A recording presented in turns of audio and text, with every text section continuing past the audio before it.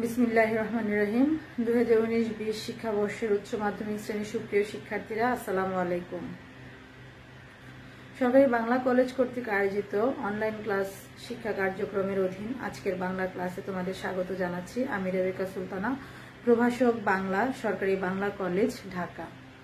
প্রতি বছর এই ক্লাসটি যখন শুরু হয়, অর্থাৎ উচ্চ মাধ্যমিক শ্রেণীতে একাদশ শ্রেণীতে শিক্ষার্থীরা যখন আসে, তখন এই ক্লাসটি শুরু করি অনেক আনন্দ, অনেক উচ্ছ্বাস, অনেক আগ্রহ নিয়ে। তো এবারে যেহেতু আমরা একটি ভিন্ন পরিস্থিতির মধ্য দিয়ে যাচ্ছি, অপ্রত্যাশিত পরিস্থিতির মধ্য দিয়ে যাচ্ছি, ফলে এই ক্লাসটি এখন আমাদেরকে এভাবেই অনলাইনের মাধ্যমেই চালিয়ে নিতে হচ্ছে। তো এটি আমাদের জন্য একটি অনাকাঙ্ক্ষিত হলেও এই অনাকাঙ্ক্ষিত পরিস্থিতি কিন্তু আমাদেরকে অনেক কিছু অর্জন করে দিয়েছে, আবার অনেক প্রাপ্তিও ঘটিয়েছে।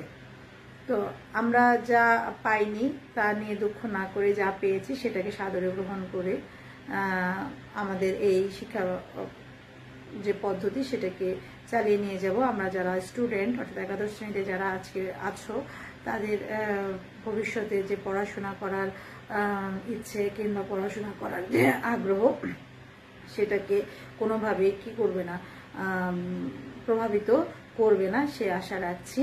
আমরা অনলাইন ক্লাসের মাধ্যমে আমাদের যে স্বপ্ন, সেই স্বপ্নকে আমরা পূরণ করার চেষ্টা করব।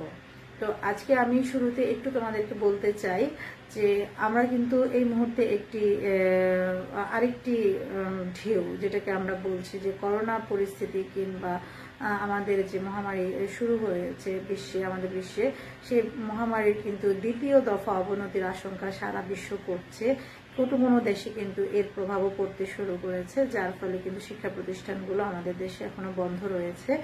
তো আমরা চেষ্টা করব এই দ্বিতীয় দফা করোনা পরিস্থিতির অবনতির হাত থেকে যেন আমরা নিজেদেরকে নিরাপদ রেখে সুন্দর ভবিষ্যতে প্রবেশ করতে পারি।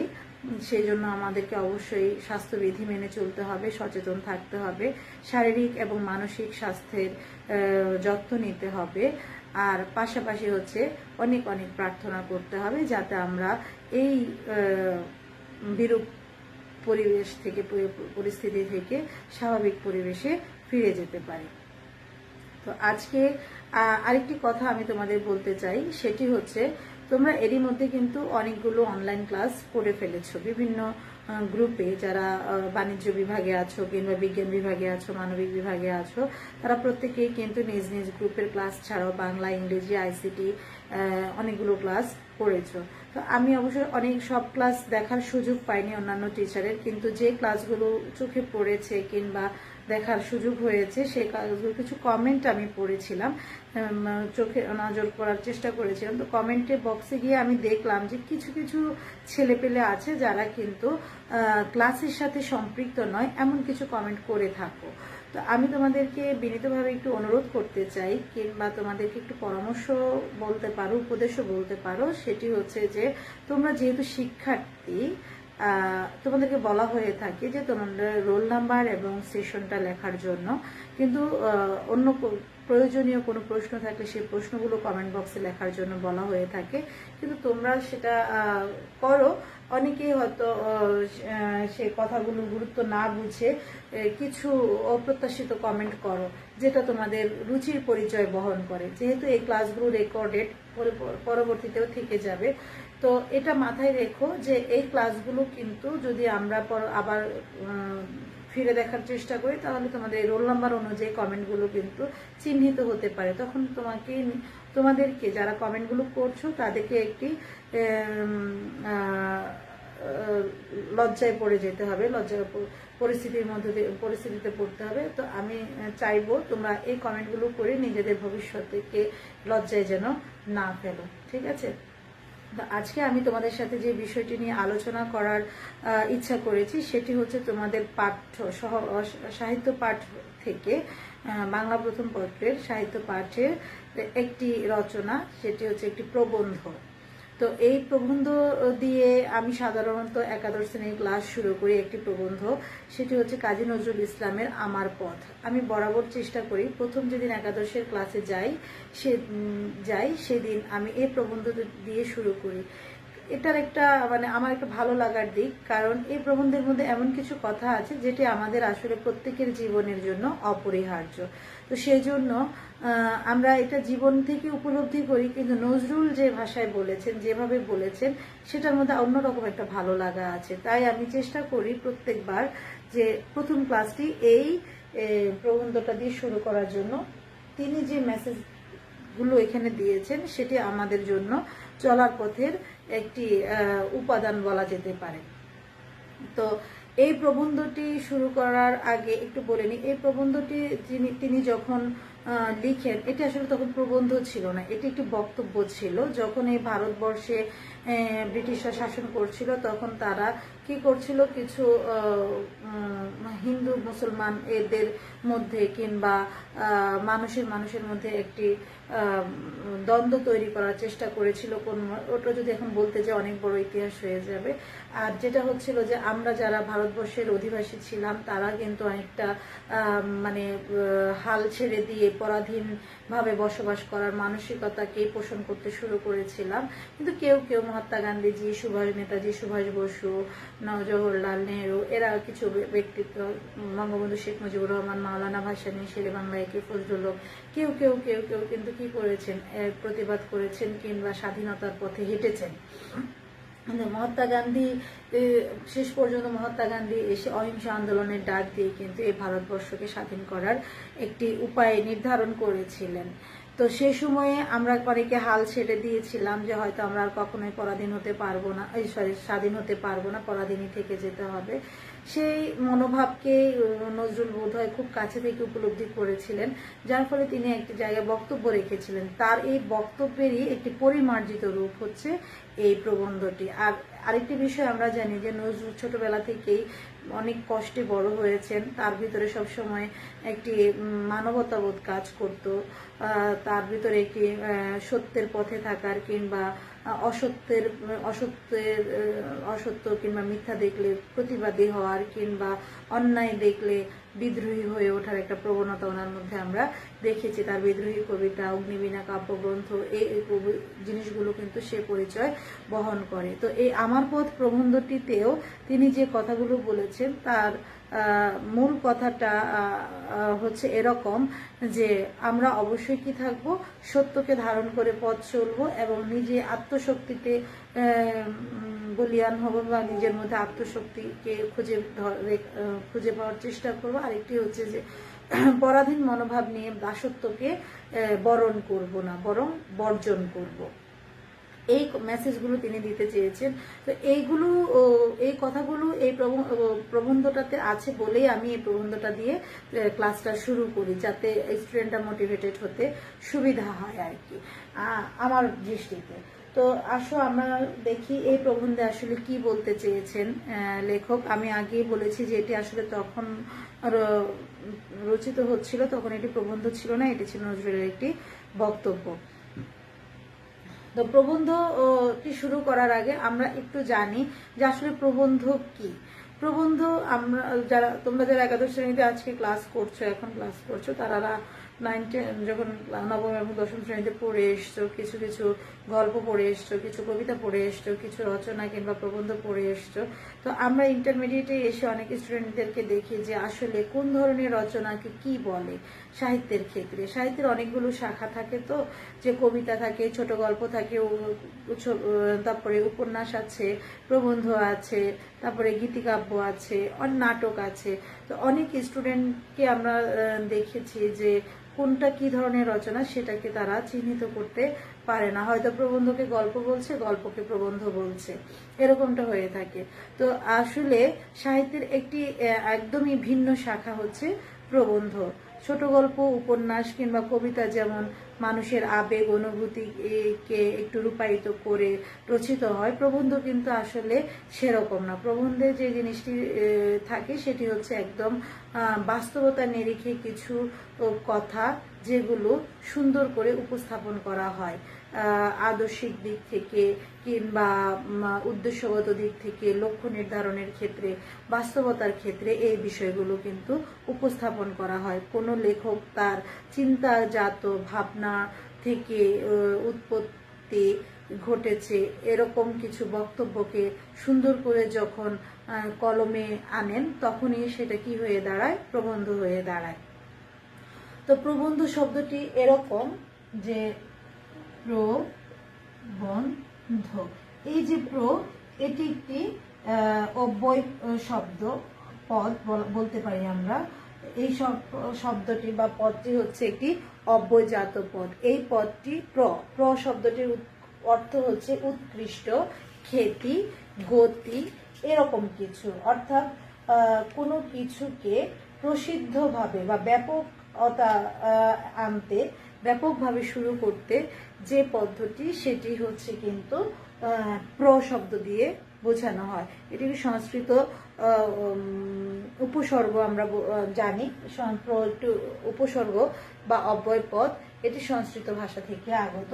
আর প্রবন্ধ শব্দটি এসেছে ব্যুৎপত্তিগত যে শব্দ, সেটি হচ্ছে যেমন প্রত্যয় গঠিত একটি শব্দ প্রবন্ধ যোগ অন, এটা হচ্ছে প্রবন্ধ শব্দের ব্যুৎপত্তিগত বিন্যাস। ঠিক আছে, তো এই প্রবন্ধ শব্দটি ইংরেজিতে এটাকে বলা হয় এসে। আমরা জানি যে আমরা 9-10 যখন রচনা পড়ে এসেছি, রচনাকে বলা হতো এসে। মূলত রচনা আর এসে ঠিক একই সমার্থক শব্দ না, সূক্ষ্ম দৃষ্টিতে একটু পার্থক্য আছে।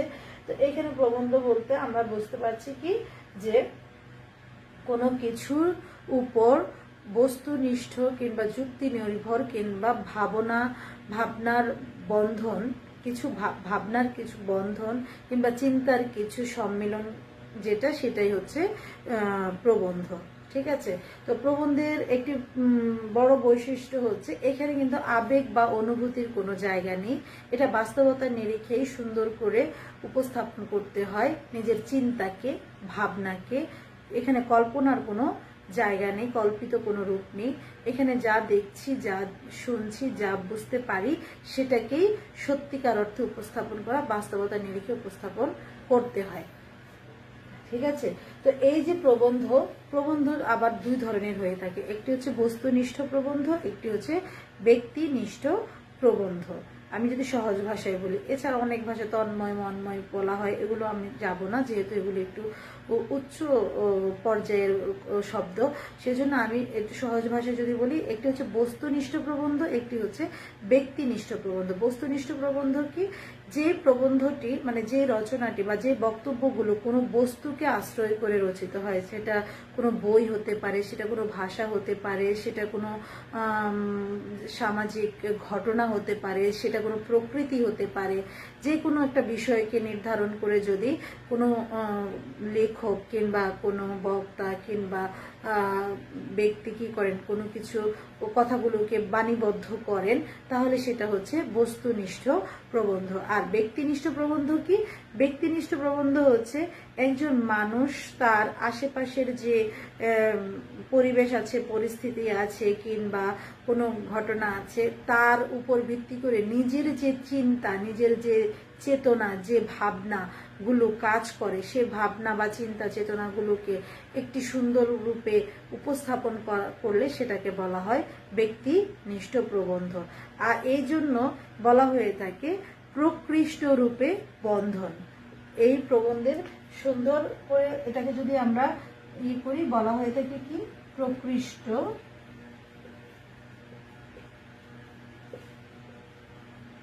রূপে বন্ধন। প্রকৃষ্ট মানে কি, উৎকৃষ্ট। আমরা আগে বলেছি প্র শব্দের অর্থটি হচ্ছে খ্যাতি, উৎকৃষ্ট কিংবা আরম্ভ কিংবা ব্যাপকতা, যাই আমরা বলি না কিনা, অর্থাৎ সব পজিটিভ শব্দই আমরা ব্যবহার করতে পারি এটার ক্ষেত্রে। তাহলে কিসের বন্ধন? ভাবনার বন্ধন, চিন্তার বন্ধন কিংবা চেতনার বন্ধন। এটাকে সুন্দর করে উপস্থাপন করলে তখনই সেটা কি হয়ে ওঠে, প্রবন্ধ হয়ে ওঠে। যাই হোক, আমরা যে বিষয়টি আলোচনা করার জন্য এখানে উপস্থিত হয়েছি, সেটি হচ্ছে তোমাদের সাহিত্যপাঠ বই থেকে কাজী নজরুল ইসলামের রচিত আমার পথ প্রবন্ধটি। খেয়াল করো, প্রবন্ধটির নামকরণই করা হয়েছে আমার পথ।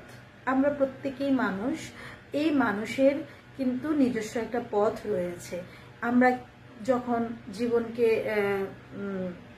চালিয়ে নিয়ে যাই তখন আমরা অনেকেই একটা আদর্শকে না, এক একজন এক একটা আদর্শকে অনুসরণ করে তবে সামনের দিকে এগিয়ে চলি।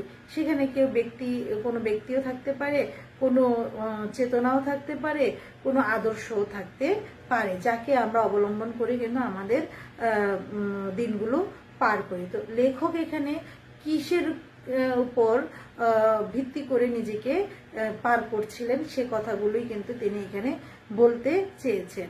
আর কেন বলতে চেয়েছেন, যে আগেও একটু বলেছি, আমাদের ভারতবর্ষ কিন্তু পরাধীন ছিল নজরুল যখন জন্মেছেন। নজরুল একটি পরাধীন ভারতবর্ষে জন্মেছেন 1899 সালে তিনি যখন জন্মগ্রহণ করেন তখন ভারতবর্ষ কিন্তু পরাধীন ছিল। তো এই পরাধীন ভারতবর্ষে যখন তিনি জন্মগ্রহণ করেছেন, আমি নজরুলের পরিচয়ে গেলাম না। আমরা জানি নজরুল কোথায় জন্মেছেন, কবে জন্মেছেন, কবে মৃত্যুবরণ করেছেন, কোথায় মৃত্যুবরণ করেছেন, এগুলো মনে হয় আমরা সবাই জানি। যদি আমি ওদিকে যাই তাহলে হয়তো প্রবন্ধটা শেষ করতে পারবো না। সেজন্য লেখক পরিচিতিটা তোমরা নিজেরা পড়ে নিও, তাহলে তোমাদের নৈমিত্তিকের জন্য অনেক বেশি কাজে লাগবে। তো আমরা বলছিলাম যে নজরুল যখন জন্মেছেন তখন ভারতবর্ষ কিন্তু পরাধীন ছিল। তিনি জন্মেই একটি পরাধীন পরিবেশে বড় হচ্ছিলেন এবং দারিদ্রতার দিক থেকেও তিনি কি ছিলেন, একেবারেই নিম্ন পর্যায়ের ছিলেন। একদম দারিদ্রতার নিম্ন সীমায় তিনি বড় হয়েছেন, সেটাও আমরা জানি। যার ফলে ওনার মধ্যে আর অনেক বেশি অসত্য, অনেক বেশি মিথ্যা ভণ্ডামির মাঝখানে তিনি থেকেছেন, বিভিন্ন জায়গায় ঘুরেছেন, দেখেছেন, সব জায়গায় তিনি এটা বুঝতে পেরেছেন যে আমাদের মধ্যে অনেক বেশি কি রয়েছে, মিথ্যা রয়েছে, কিংবা আমাদের মধ্যে অনেক বেশি ভণ্ডামি রয়েছে, সত্যকে আমরা অনেকেই ভয় পাই, এরকম একটা মানসিক অবস্থা ছিল মানুষের মধ্যে। তো নজরুল কিন্তু সেটাকে কি করতে পেরেছেন, অতিক্রম করতে পেরেছেন। তিনি প্রতিবাদী হয়েছেন অন্যায়ের বিরুদ্ধে, তিনি সত্যকে আঁকড়ে ধরেছেন। সে কথাগুলোকেই তিনি এই বক্তব্যের মধ্যে উপস্থাপন করেছেন। তো আমরা যদি প্রবন্ধটি শুরু করি তাহলে বুঝতে পারবো তিনি আসলে কি বলতে চেয়েছেন। আমি প্রবন্ধটি পাঠ করছি, আর আমি একটু বোঝানোর চেষ্টা করব যতটুকু সম্ভব, বা আমার যতটুকু জানা এর থেকে হয়তো অনেকের আরো ভালো জানা থাকতে পারে। তোমরা যারা আরো পড়াশোনা করো নিয়মিত, আমরা এটা বিশ্বাস করি যে স্টুডেন্টগুলো নিয়মিত পড়াশোনা করে তাদের কিন্তু জানার পরিধিটাও অনেক ব্যাপক, অনেক থাকে। তো আমি আমার যেটুকু জানা সেখান থেকে দেওয়ার চেষ্টা করব, তোমরা আশা করি বুঝতে পারবে। আরেকটা কথা, যদি তোমরা বুঝতে অসুবিধা হয় কমেন্ট বক্সে অবশ্যই প্রশ্ন করতে পারো, আমি উত্তর দেওয়ার চেষ্টা করব।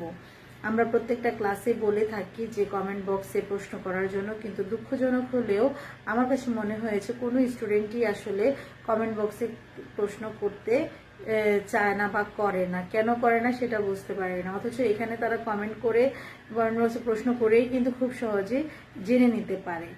তো আমি আশা করব, যেহেতু তোমাদের প্রথম পর্যায়ে চলছে এখনো ক্লাসে, তোমাদের যদি কিছু জানার থাকে অবশ্যই কমেন্ট বক্সে জেনে নিও। শুধু বাংলা ক্লাসে না, নিজেদের প্রত্যেকটা ক্লাসে, বিশেষ করে যারা সায়েন্সের স্টুডেন্ট কিংবা কমার্সের স্টুডেন্ট, অ্যাকাউন্টিং, ফিজিক্স, কেমিস্ট্রি যারা পড়ছো, তাদের অনেক কিছু জানার থাকে বা বোঝার ক্ষেত্রে একটু প্রবলেম হতে পারে, তারা অবশ্যই টিচারদের কাছ থেকে কমেন্ট বক্সের মাধ্যমে জেনে নিতে পারো। এটা একটা ভালো সুযোগ, এই সুযোগগুলোকে কাজে লাগানো উচিত। যাই হোক, আমরা প্রবন্ধে যাই।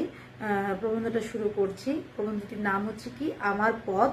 লিখেছেন কাজী নজরুল ইসলাম।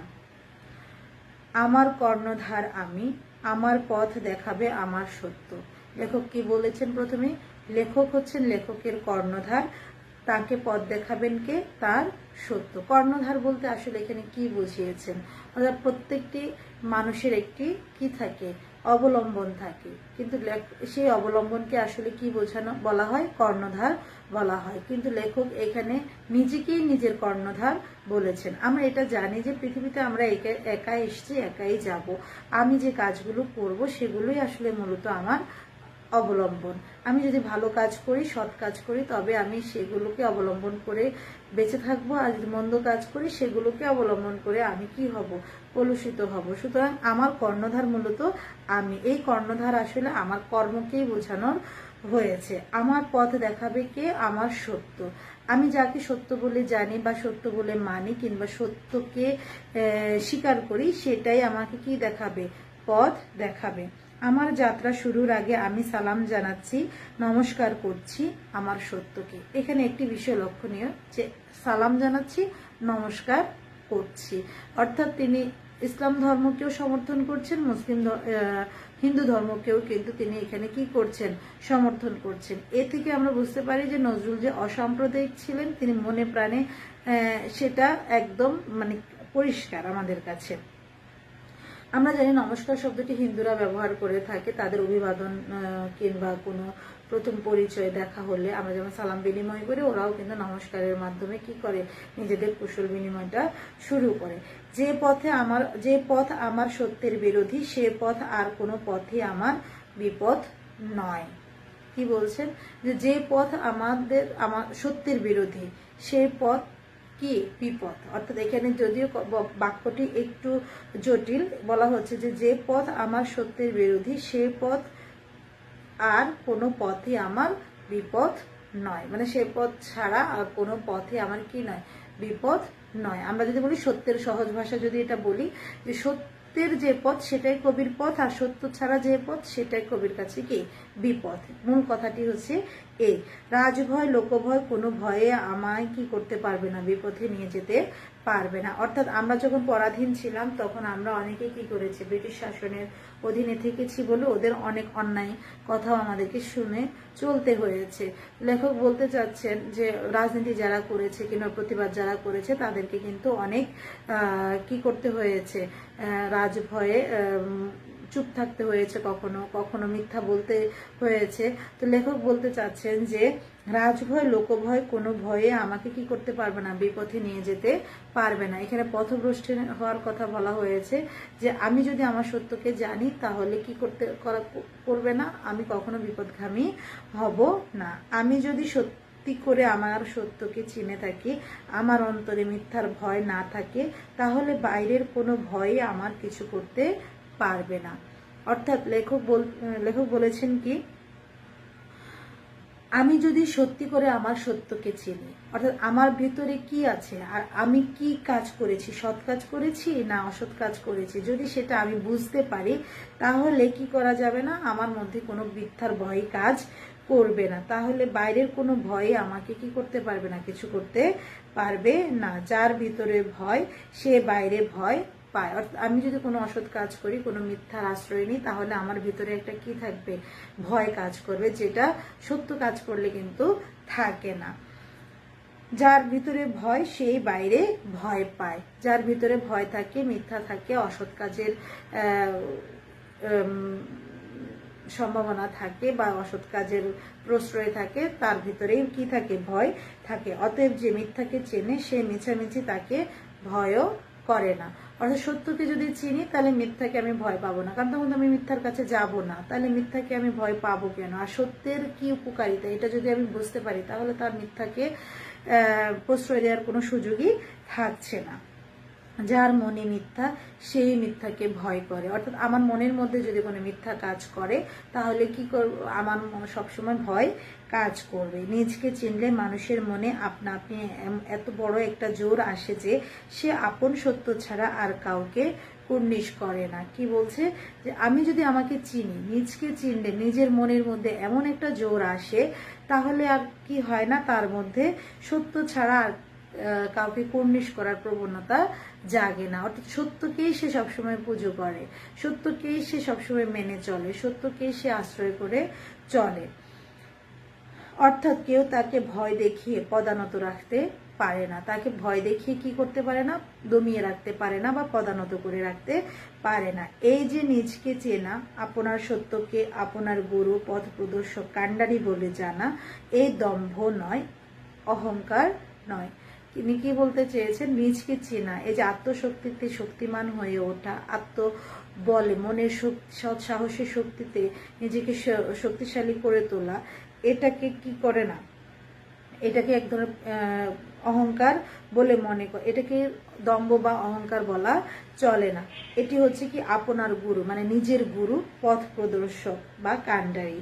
এটা অহংকার কিংবা দম্ভ নয়, এটা আত্মাকে চেনার সহজ স্বীকারোক্তি। অর্থাৎ আমি যে আমাকে চিনতে পেরেছি, এটা হচ্ছে তার একটা সহজ ভাবে স্বীকার করা উক্তি। অর্থাৎ আমি সত্যকে সবসময় প্রাধান্য দিই, সত্যকে মেনে চলি। এটা অনেকে আমাকে ভাবতে পারে যে দম্ভ কিংবা অহংকারী, দাম্ভিক ভাবতে পারে, কিন্তু লেখক বলতে চাচ্ছেন এটা দম্ভ বা অহংকার নয়, এটা হচ্ছে এক ধরনের স্বীকারোক্তি।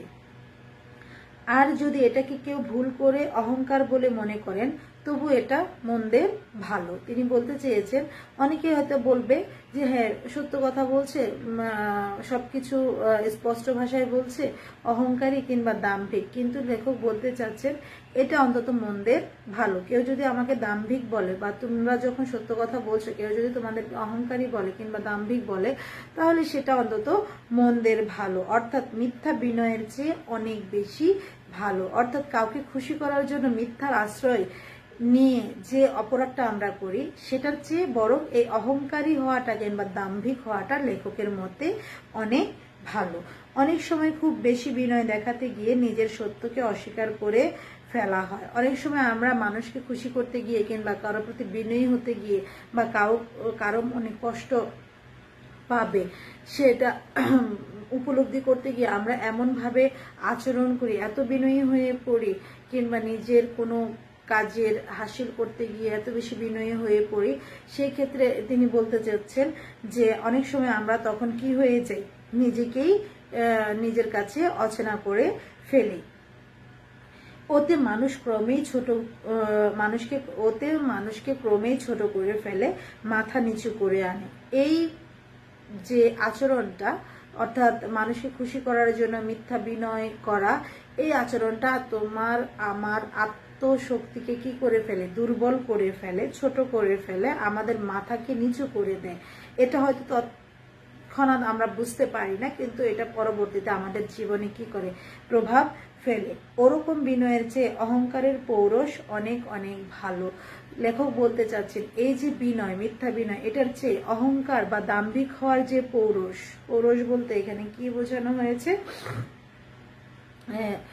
পৌরষ বলতে এখানে যেটা বোঝানো হয়েছে সেটা হচ্ছে আমাদের যে আত্মমর্যাদা আছে, সে আত্মমর্যাদাকে মূলত বোঝানো হয়েছে অনেক অনেক ভালো।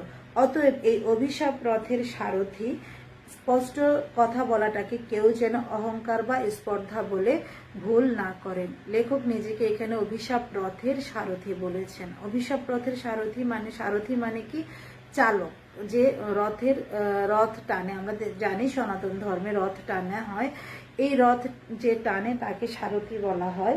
অভিশাপ রথ বলা হয়েছে কেন, অনেকেই নজরুলকে কি বলেছেন, অনেক সময় বিপদগামী বলেছেন, কিংবা তিনি যে মুসলিম এবং হিন্দুর মধ্যে কোনো প্রভেদ কখনো লক্ষ্য করেননি বা পার্থক্য তৈরি করেননি, সেজন্য অনেকে নজরুলকে অপছন্দ করতেন। তাই ওনার যে সত্য কথা বলার যে সাহস কিংবা স্পষ্টবাদিতা, এটাকে অনেক সময় অনেকে মেনে নিতে পারেননি। অনেকে নজরুলকে অভিশাপ বলেছেন, অনেকে নজরুলকে ভিন্ন ভাষায়, মানে নেগেটিভ ভাষায় উপস্থাপন করার চেষ্টা করেছেন। তখন তিনি এই জন্য নিজেকে বলেছেন অভিশাপ রথের সারথি। অতএব এই আর অভিশাপ রথ সারথি নিজেকে বলার পাশাপাশি তিনি কিন্তু যারা সত্য কথা বলে তাদেরকেও বুঝিয়েছেন যে এই অভিশাপ রথের সারথির স্পষ্ট কথা বলাটাকে যদি কেউ অহংকার কিংবা স্পর্ধা বলে ভুল করে, এটা যেন না করে। স্পষ্ট কথা বলা একটা অভিনয় নিশ্চয় থাকে, কিন্তু তাতে কষ্ট পাওয়াটা দুর্বলতা। হ্যাঁ, আমরা যারা সমাজে সত্য কথাটা সবার সামনে স্পষ্টভাবে বলে ফেলি, তাদের উপর অনেকেই মনক্ষুণ্ণ হন, কিন্তু এটা যারা মনক্ষুণ্ণ হন, লেখক বলতে চেয়েছেন এটা তাদের দুর্বলতা। নিজকে চিনলে, নিজের সত্যকেই নিজের কর্ণধার মনে জানলে নিজের শক্তির উপর অটুট বিশ্বাস আসে। অর্থাৎ আমরা যখন নিজেকে চিনবো আর নিজের ভেতরের যে আত্মশক্তিটা আছে সেটাকে বুঝতে পারবো, উপলব্ধি করতে পারবো, তখন আমার নিজের মধ্যে একটা কি আসে, বিশ্বাস আসে যে হ্যাঁ আমি এই কাজটি করতে পারি, ভালো কাজের জন্য আমার মধ্যে একটা শক্তি কাজ করে। এই স্বাবলম্বন, তখন আমরা কি হয়ে পড়ি? স্বাবলম্বী হয়ে পড়ি। কেউ পাশে না থাকলেও আমরা কিন্তু নিজের আত্মশক্তিতে বলীয়ান হয়ে কোনো ঝুঁকিপূর্ণ কাজেও অগ্রসর হতে পারি। এই যে স্বাবলম্বন, এই নিজের ওপর অটুট বিশ্বাস করতেই শেখাচ্ছিলেন মহাত্মা গান্ধীজি। লেখক বলতে চাচ্ছে যে এই যে অবলম্বনটা, এই নিজের উপর অবলম্বন করা কিংবা নিজের মধ্যে শক্তিকে, অটুট শক্তিকে সঞ্চয় করা, এটাকে মহাত্মা গান্ধী শিখাচ্ছিলেন বারবার। প্রত্যেকের মধ্যে এটা ধারণ করার জন্যই তিনি বলছিলেন। কিন্তু আমরা তার কথা বুঝলাম না। আমি আছি এই কথা না বলে আমরা সবাই বলতে লাগলাম গান্ধীজি আছেন। আমরা জানি ভারতবর্ষ যখন ব্রিটিশদের অধীনে ছিল তখন অনেকেই স্বাধীন হওয়ার চেষ্টা করেছেন। শেষ পর্যন্ত মহাত্মা গান্ধীজি অহিংস আন্দোলনের ডাক দিয়েছিলেন, যে রক্তারক্তি ছাড়া, মারামারি ছাড়া কিংবা কোনো ধরনের অঘটন ছাড়া আমরা কিভাবে স্বাধীনতা অর্জন করতে পারি সেই পথটি তিনি দেখিয়েছেন। চরকা, তার যে ছিল চরকায় সুতা কেটে নিজেদের কাপড় নিজেরা বোনা, অর্থাৎ স্বাবলম্বী হওয়া, সব কাজে নিজেকে কি স্বাবলম্বী হওয়া, প্রত্যেকে ভাবা যে আমরা নিজেরা একটি কি অবলম্বন, নিজেরাই নিজেদের উপর আমরা কি করি? নির্ভরশীল। আমরা কারো উপর নির্ভরশীল না। আমরা যদি ব্যক্তিগতভাবে সবাই সবার নিজেদের উপর নির্ভরশীল হতে পারি, তাহলে সমাজ নির্ভরশীল হবে নিজের উপর, তখন রাষ্ট্র নির্ভরশীল হবে, তখন ব্রিটিশরা এমনিতে কি করবে? এই দেশ থেকে চলে যাবে। এটা ছিল তার মনোভাব। কিন্তু আমরা সেটা বুঝিনি। আমরা বুঝেছি কি, যে মহাত্মা গান্ধী বলেছেন যে তিনি আছেন, সুতরাং আমরা এখন কি একটু ভারমুক্ত। লেখক বলতে চেয়েছেন, মানে কাজী নজরুল বলেছেন, আমরা এই ভুলটি বোঝার কারণে আমরা কি করেছি? এতদিন ধরে পরাধীন রয়ে গেছি। আর এই যে গান্ধীজি আছেন, আমরা বলতে লাগলাম, এই নিষ্ক্রিয়তাই আমাদেরকে, এই পরাবলম্বনই আমাদেরকে কি করে দিয়েছে? নিষ্ক্রিয় করে দিয়েছে। নিষ্ক্রিয় মানে কি? আমাদের মধ্যে আর সেই স্ফূর্তি নেই, স্বতঃস্ফূর্তভাবে আমরা স্বাধীনতার কাজে অংশগ্রহণ করছি না। আমরা সবাই ভাবছি কি, যে গান্ধীজি আছেন, তিনি সবটা করে দেবেন। একেই বলে সবচেয়ে বড় দাসত্ব। লেখক বলছেন যে পরের উপর অবলম্বন করাটাই হচ্ছে আমাদের সবচেয়ে বড় দাসত্ব। অন্তরে যাদের এত গোলামির ভাব, তারা বাইরের গোলামি থেকে রেহাই পাবে কি করে? লেখক বলতে চেয়েছেন যে যারা অন্তরে গোলামিকে লালন করে, অর্থাৎ পরের উপর অবলম্বন করাকে তিনি দাসত্ব বলেছেন, গোলামি বলেছেন। যারা নিজের উপর এই বিশ্বাস রাখে যে তারা স্বাবলম্বী নয়, তাহলে তারা তো বাইরেই স্বাবলম্বী হতে পারবে না। বাইরের গোলামি তাদের করতে হবে। বাইরের গোলামি বলতে কি, যে ব্রিটিশদের অধীনে আমাদেরকে চলতে হবে, অর্থাৎ পরের অধীনে চলাটাই এক ধরনের গোলামি। তো সুতরাং আমরা মানসিকভাবে যদি কারো উপর নির্ভরশীল হয়ে পড়ি, তাহলে বাহ্যিকভাবেও আমরা মানুষের উপর কি হয়ে যাব? নির্ভরশীল হয়ে যাব। এজন্য লেখক বলতে চেয়েছেন, অন্তরে যদি আমাদের গোলামির ভাব থেকে যায়, তাহলে আমরা বাইরের জগতেও গোলামির ভাবেই থেকে যাব। আত্মাকে চিনলেই আত্মনির্ভরতা আসে। লেখক বলতে চেয়েছেন, যদি তুমি আত্মাকে চিনতে পারো, তাহলে তোমার কি আসবে? আত্মনির্ভরতা আসবে। কারণ আমি যদি বুঝতে পারি আমার আত্মার মধ্যে কতটা শক্তি সঞ্চিত আছে, তাহলে আমি সেই শক্তিটাকে ইউজ করতে পারবো। যদি আমি এটা বুঝতেই না পারি যে আমার মধ্যে কি আছে, তাহলে আমি সেটাকে কি করতে পারবো না? ব্যবহার করতেও পারবো না, সেটা মিস ইউজড থেকে যাবে। ঠিক আছে।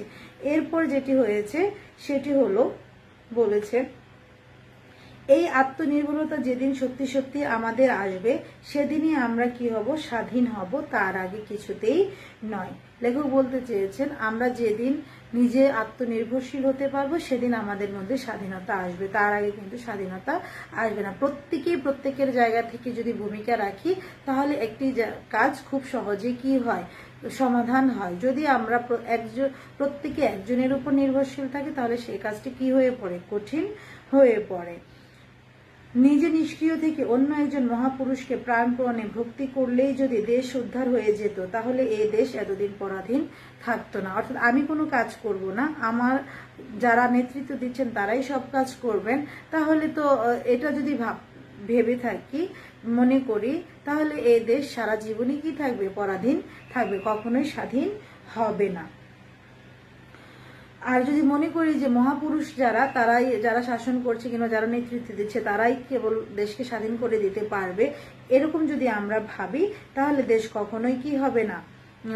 স্বাধীন হবে না। আর এটা উদ্ধার হয়ে, আর ওদেরকে আমরা যদি শুধু খালি ভক্তি করি, শ্রদ্ধা করি, হ্যাঁ তাদের সাথে আমরা আছি, শুধু মুখে বলি কাজ না করি, এরকম যদি করি, তাহলে এরকমটা করলে যদি দেশ স্বাধীন হয়ে যেত মনে করা হয়, তাহলে কিন্তু আমাদের ভারতবর্ষ অনেক আগেই স্বাধীন হয়ে যেত। কথাটা কি এরকম বোঝানো গেল? আমি আসলে আরেকটু যদি ক্লিয়ার করি, যে আমরা যদি মনে করি কোনো মহাপুরুষ দেশকে স্বাধীন করে দেবেন, কিংবা কোনো মহৎ কাজ মহাপুরুষ একাই করে ফেলবেন, যদি এটা সম্ভব হতো, তাহলে প্রত্যেকটা কাজই কি হয়ে যেত, সহজ হয়ে যেত। আসলে কিন্তু ব্যাপারটা তা না। তিনি বলতে চেয়েছেন কোনো মহাপুরুষ কে ভক্তি করলে, তাকে শুধু সাপোর্ট দিলে, আর আমরা নিষ্ক্রিয় যদি থাকি, নিজেরা কাজ না করি, তাহলে কখনোই কোনো কি হয় না, কাজ উদ্ধার হয় না। এই জন্য বলেছেন, নিজে নিষ্ক্রিয় থেকে অন্য একজন মহাপুরুষকে প্রাণপণে ভক্তি করলে যদি দেশ স্বাধীন উদ্ধার হয়ে যেত, তাহলে এ দেশ কি হতো না, এতদিন পরাধীন থাকতো না। আত্মকে চেনা, নিজের সত্যকে বড় মনে করার দম্ভ আর যাই হোক ভণ্ডামি নয়। তিনি বলেছেন নিজেকে চেনা, এটা আর যাই হোক অন্তত দম্ভ হতে পারে অনেকের ক্ষেত্রে, অনেকে মনে করতে পারে, কিন্তু কি নয়, এটা ভণ্ডামি নয়। কারণ ভণ্ডামি হচ্ছে এক ধরনের প্রতারণা, মানুষকে ঠকানো, অর্থাৎ মিথ্যার আশ্রয় নিয়ে মানুষকে খুশি করা, আসলে সেখানে সত্যের ছিটেফোঁটাও নেই। তাহলে এটাকে কি বলা হয়, ভণ্ডামি বলা হয়। আর সত্য কথা বলে যদি কাউকে বিপদ থেকে রক্ষা করা যায়, আর অন্য কেউ যদি ভাবে যে হ্যাঁ এটা অহংকার কিংবা দম্ভ, তাও সেটা কি ভালো। এ দম্ভ শির উঁচু করে, পুরুষ করে, মনে একটা ডোন্ট কেয়ার ভাব আনে। তোমার মধ্যে এই দম্ভ যদি থাকে, তাহলে এই দম্ভ তোমাকে কি করবে, পুরুষ করবে। পুরুষ বলতে এখানে বলা হয়েছে আত্মশক্তিতে বলিয়ান হওয়া, শক্তিমান হওয়া, কিংবা এখানে পুরুষ বলতে বোঝানো হচ্ছে ঠিক পুরুষ না, যেটা আমরা পুরুষ জাতিকে বুঝি, আসলে সেটা না, সেটা হচ্ছে আত্মমর্যাদা রক্ষা করে চলা একটা ব্যক্তিত্ব। এখানে মূলত মানুষের ব্যক্তিত্বটাকেই বোঝানো হয়েছে। আর এটা যদি আমাদের মধ্যে থাকে, তাহলে আমরা কিন্তু ডোন্ট কেয়ার মনোভাব নিয়ে পথ চলতে পারি। আর যাদের এই তথাকথিত দম্ভ আছে, শুধু তারাই অসাধ্য সাধন করতে পারে। যাদের মধ্যে এই তথাকথিত দম্ভটা আছে, অর্থাৎ যারা প্রতিবন্ধকতাকে অতিক্রম করতে পারে, তারাই অসাধ্যকে সাধন করতে পারে। অর্থাৎ সত্যকে আশ্রয় করে যারা সত্যের সন্ধান পেয়ে যায়, তারাই কিন্তু অসত্যকে সাধন করার শক্তি অর্জন করে, ঝুঁকি নিতে দ্বিধা করে না।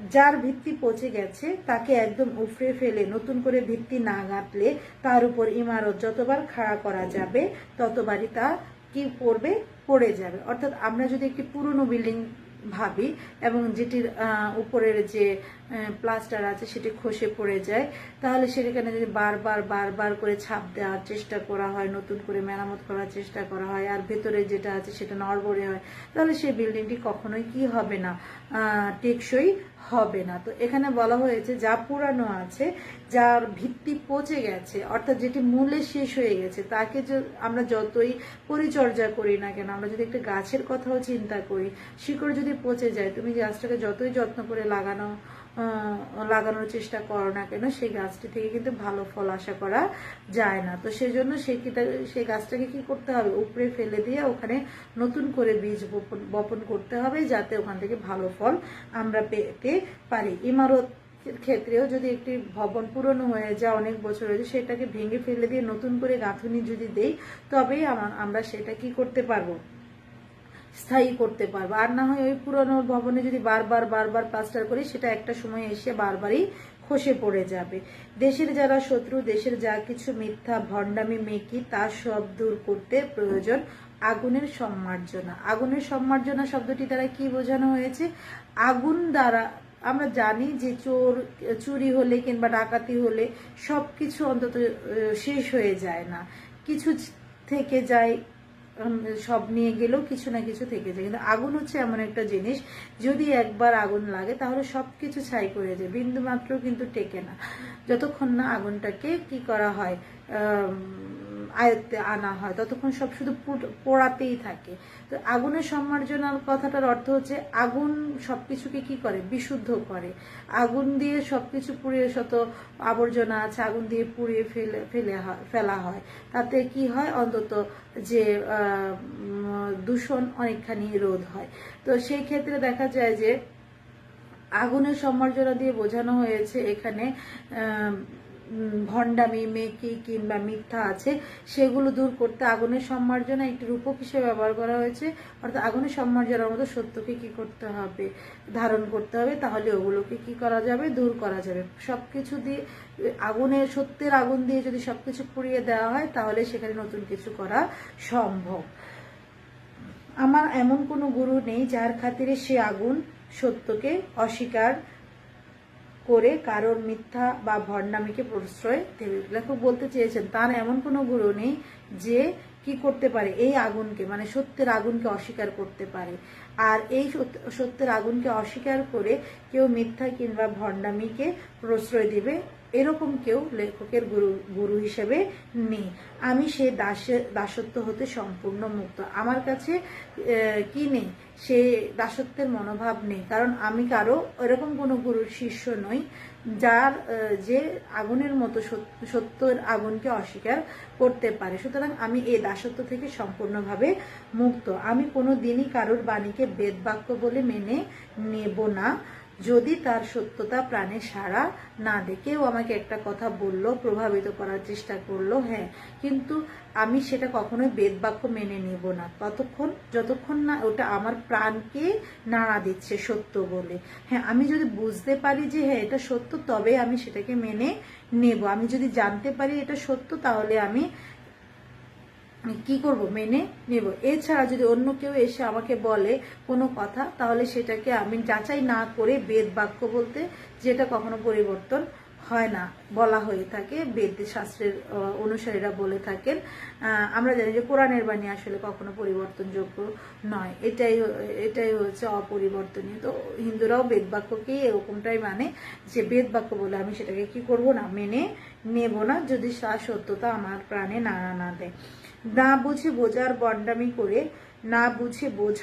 ভণ্ডামি করে পাঁচজনের শ্রদ্ধা আর প্রশংসা পাবার লোভ আমি কোনোদিনই করব না। অর্থাৎ আমি বুঝিনি কিংবা আমি জানি না, কিন্তু জানার ভান করলাম, বোঝার ভান করলাম, বিনয় দেখালাম, এটা হচ্ছে এক ধরনের ভণ্ডামি, অর্থাৎ ঠকানো হলো। এটা শুধু যে যার সাথে করছে তাকেই ঠকানো হলো না, নিজেকেও কি করা হলো, ঠকানো হলো। এই যে না বুঝে বোঝার ভণ্ডামি করে পাঁচজনের প্রশংসা পাওয়াটা, এই প্রশংসাটা আসলে আমার একটা মিথ্যা ছায়া হলো, কিন্তু এটা আমাকে কখনোই কি দিবে না, অন্তত মানসিক প্রশান্তি দেবে না। এই লোকটা লেখকের মধ্যে নেই। তিনি স্থায়ী কিছু চান, সত্যের কিছু চান, তিনি মিথ্যার কোনো প্রশান্তি চান না কিংবা কোনো প্রশংসাও চান না। ভুলের মধ্য দিয়ে গিয়ে তবে সত্যকে পাওয়া যায়। তিনি ভুল করতে রাজি আছেন, কাজ করতে গেলে ভুল হবে, এই ভুলটা তিনি করতে রাজি আছেন, কিন্তু মিথ্যাকে তিনি আশ্রয় করতে রাজি নন। ভুল করলেই মানুষ শিখতে পারে, এটা আমরা জানি। লেখকও এটা বলতে চেয়েছেন, ভুলের মধ্য দিয়ে গিয়েই তবে সত্যকে পাওয়া যায়। কোনো ভুল করেছি বুঝতে পারলেই আমি প্রাণ খুলে তা স্বীকার করে নেব। আমি কাজ করতে গিয়ে যদি আমি ভুল করি, কখনো আমি জেনে ভুল করি, কখনো অজান্তে ভুল করি, তো অজান্তেই আমরা ভুল করি। এই যখন আমি বুঝতে পারি যে হ্যাঁ আমি ভুল করেছি, তাহলে কিন্তু আমি কি করতে পারি, সেই ভুলটাকে অবশ্যই আমার স্বীকার করে নেওয়ার মানসিকতা থাকতে হবে। লেখকও সেটা বলতে চেয়েছেন, যদি আমি বুঝতে পারি আমি কখনো ভুল করেছি, তাহলে তা আমি কি করে নেব, স্বীকার করে নেব, কিন্তু না বুঝেও নয়, ভয়েও নয়। অর্থাৎ কেউ যদি আমাকে এসে বলে হ্যাঁ তুমি এই কাজটা করেছো ভুল, তাহলে আমি সেটা ভয়, তুমি যদি এটা ঠিক না করো তাহলে তোমাকে পানিশমেন্ট দেওয়া হবে, শাস্তি দেওয়া হবে, কিংবা এই প্রবলেম হতে পারে, আমি কিন্তু সেটা মেনে নেব না। এটা হচ্ছে লেখকের কথা। না বুঝে কিংবা কারো ভয়ে আমি কি করব না, সেটাকে মেনে নেব না যতক্ষণ আমি বুঝতে পারবো না যে আমি ভুল করেছি ততক্ষণ। যদি আমি বুঝতে পারি যে আমি ভুল করেছি, তাহলে আমি সেটাকে কি করব, অকপটে মেনে নেব। ভুল করেছি বা করেছি বুঝিও শুধু জেদের খাতিরে বা গো বজায় রাখবার জন্য ভুলটাকে ধরে থাকবো না। আমি আবার এটাও করব না যে আমি ভুল করেছি বা করছি, কারো কথা শুনবো না, এই মানসিকতাকেও আমি কিন্তু কি করব না, পোষণ করব না, গো বজায় রাখবো না, অর্থাৎ গো ধরে থাকবো না। হ্যাঁ, এর মধ্যে একরক্ষা টাইপের আছে, গোড়ামিকে আমি প্রশ্রয় দেব না নিজের মধ্যে। তিনি যেমন মিথ্যাকে প্রশ্রয় দিবেন না, নিজের মধ্যে ভণ্ডামিকে প্রশ্রয় দেবেন না, তিনি কিন্তু গোড়ামিকেও প্রশ্রয় দেবেন না। তাহলে আমার আগুন কি হয়ে যাবে, সেদিনই নিভে যাবে। এখানে কোন আগুনের কথা বলা হয়েছে? সত্যের আগুনের কথা বলা হয়েছে। কারণ আমি যদি গোঁড়ামিকে প্রশ্রয় দিই আমার মধ্যে, তাহলে আমার সত্যের যে আগুন ভেতরে জ্বলছে সেই আগুনটা নিভে যাবে, অর্থাৎ আমি আর সামনের দিকে এগোতে পারবো না। একমাত্র মিথ্যার জলই এই শিখাকে নিভাতে পারে। সত্যের আগুনকে কে নিভাতে পারে? আমার মধ্যে যে আগুনটা আছে সত্যি, সেটাকে নেভাতে পারে কে? মিথ্যার জল। সুতরাং মিথ্যাকে আমি প্রশ্রয় দেব না, গোড়ামিকেও প্রশ্রয় দেব না, আমার সত্যকে আমি কি করব না, কলুষিত করব না। তাছাড়া কেউ নেভাতে পারবে না। লেখক বলতে চাচ্ছেন মিথ্যার আগুন ছাড়া আমার সত্যকে আর কেউ নেভাতে পারবে না। মানুষ ধর্মই সবচেয়ে বড় ধর্ম। হিন্দু মুসলমানের মিলনের অন্তরায় বা ফাঁকি কোনোখানে তা দেখিয়ে দিয়ে এর গলদ দূর করা আমার এই পথের অন্যতম উদ্দেশ্য। তিনি মানুষের ধর্মকে বড় করে দেখেছেন, তিনি হিন্দু এবং মুসলমানকে কখনো আলাদা করে দেখেননি। তিনি বলতে চেয়েছেন যদি কোনো হিন্দু এবং মুসলমানের মধ্যে ফাঁকি দেখেন বা বলেছেন কোনোখানে তা দেখিয়ে এর কেন এই ফাঁক রয়েছে, সে প্রবলেমটা, সেই গলদটা খুঁজে বের করে সেটাকে সুপথে নিয়ে আসাই হচ্ছে ওনার এই সত্য পথে থাকার প্রধান উদ্দেশ্য, অন্যতম উদ্দেশ্য। মানুষে মানুষে যেখানে প্রাণের মিল, আদত সত্যের মিল। বলতে চেয়েছেন মানুষে মানুষে যেখানে কি আছে, প্রাণের মিল আছে, মূলত সেটা আসলে প্রাণের মিল তখনই হয়, মূলত সেটাকে সত্যের মিলই বলা চলে। সেখানে ধর্মের বৈষম্য কোনো হিংসার দুশ্মনীর ভাব আনে না। অর্থাৎ তিনি বলতে চেয়েছেন যখন কোনো মানুষের মধ্যে প্রাণের মিল থাকে, সেটা আসলে সত্যের মিলই থাকে, সেখানে কোনো হিংসা কিংবা কোনো দুশ্মনী তৈরি হতে পারে না, হিংসার মনোভাব দুশ্মনীর ভাব আনতে পারে না। যারা নিজের ধর্মে বিশ্বাস আছে, যার নিজের ধর্মে বিশ্বাস আছে, তার যে নিজের ধর্মের সত্যকে জেনেছে, সে অন্যের ধর্মকে কি করতে পারে না, ঘৃণা করতে পারে না। আমরা জানি কোনো ধর্ম কি নয়, খারাপ কথা মানে অধর্মের কথা বলে না, কোনো ধর্মই অসৎ কাজে উৎসাহিত করে না, কোনো ধর্মই মানুষের ক্ষতি করার কথা বলে না, প্রত্যেকটা ধর্মই কিন্তু মানবতার কথা বলে। আমরা যারা যে ধর্মের অনুসারী, প্রত্যেকেই যদি আমরা আমাদের নিজের ধর্মের মূল বাড়িটাকে বুঝতে পারি, মূল কথাগুলো বুঝতে পারি, তাহলে আমাদের কি করতে পারবে না, একটা ধর্ম আরেকটা ধর্মকে কি করতে পারে না, একটা ধর্মের অনুসারী মানুষ অন্য ধর্মের অনুসারী মানুষকে কখনো ঘৃণা করতে পারে না। দেশের পক্ষে যা মঙ্গলকর বা সত্য, শুধু তাই লক্ষ্য করে এই আগুনের ঝান্ডা দুলিয়ে পথে বাহির হলাম। আমরা জানি আমাদের হযরত মুহাম্মদ সাল্লাল্লাহু আলাইহি সাল্লাম বলে গেছেন যে অন্য ধর্মের উপর আমরা যেন কি না করি, জবরদস্তি না করি, প্রভাব বিস্তার না করি। হ্যাঁ, কারণ প্রত্যেক মানুষকেই সম্মান করা আমাদের কর্তব্য। তো লেখক বলতে চেয়েছেন আমরা যদি প্রত্যেক ধর্মেই যেহেতু মানবতার কথা বলা আছে, প্রত্যেক ধর্মে যেহেতু মানুষের ক্ষতি না করার কথা বলা আছে, মানুষের সঠিক পথ সৎ পথে চলার কথা বলা আছে, সুতরাং আমরা প্রত্যেকের ধর্মকে যদি ভালো করে জানতে পারি, তাহলে অন্য ধর্মকে আমরা কখনোই কি করতে পারবো না, ঘৃণা করতে পারবো না।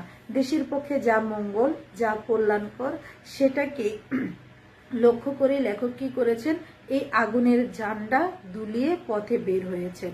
আগুনের ঝান্ডা বলতে সত্যের পতাকাকে বুঝিয়েছেন। এই সত্যের পতাকাকে তিনি উড়িয়ে পথে বের হয়েছেন কিসের জন্য? সেই মানবতার ধর্মকে রক্ষা করার জন্য। সেই মানবতার ধর্ম কোনো হিন্দু মুসলিম ভেদাভেদ নয়, শুধুই মানুষ মানুষের আপন। এই মানুষ মানুষের আপন হওয়ার জন্য যেটি দরকার সেটি হচ্ছে নিজের মধ্যে আত্মশক্তি সঞ্চয় করা, আত্মমর্যাদা রক্ষা করে চলা, পরাধীন মনোভাব পরিহার করা, আর দাসত্ব বা গোলামীর মনোভাব পরিহার করা। তবে আমরা কি করতে পারবো, খুব দ্রুত বড় কোনো কাজ করতে পারবো। অর্থাৎ স্বাধীনতা অর্জনের জন্য আমাদের এটি দরকার ছিল। লেখক বলতে চেয়েছেন এই কথাগুলো এই বক্তব্যের মাধ্যমে। তো আশা করি তোমরা বুঝতে পেরেছো মূল কথাগুলো আসলে কি বলতে চেয়েছেন লেখক। এরপরেও যদি কারো কিছু জানার থাকে, কারো কিছু প্রশ্ন থাকে, তাহলে তোমরা কমেন্ট বক্সে লিখো। আমি যথাসম্ভব চেষ্টা করব তোমাদের উত্তর দেওয়ার জন্য। আমার সাথে দেখা হবে নেক্সট ক্লাসে কোনো গল্প কিংবা কবিতা কিংবা কোনো রচনা নিয়ে। সে পর্যন্ত তোমরা সকলে ভালো থাকো, সুস্থ থাকো, সচেতন থাকো, স্বাস্থ্যবিধি মেনে দিন পার করো। আর বেশি বেশি করে প্রার্থনা করো যেন খুব দ্রুতই আমরা কলেজ ক্যাম্পাসে এসে সেই মুখর পরিবেশে ক্লাসরুমে ক্লাস করতে পারি। আল্লাহ হাফেজ।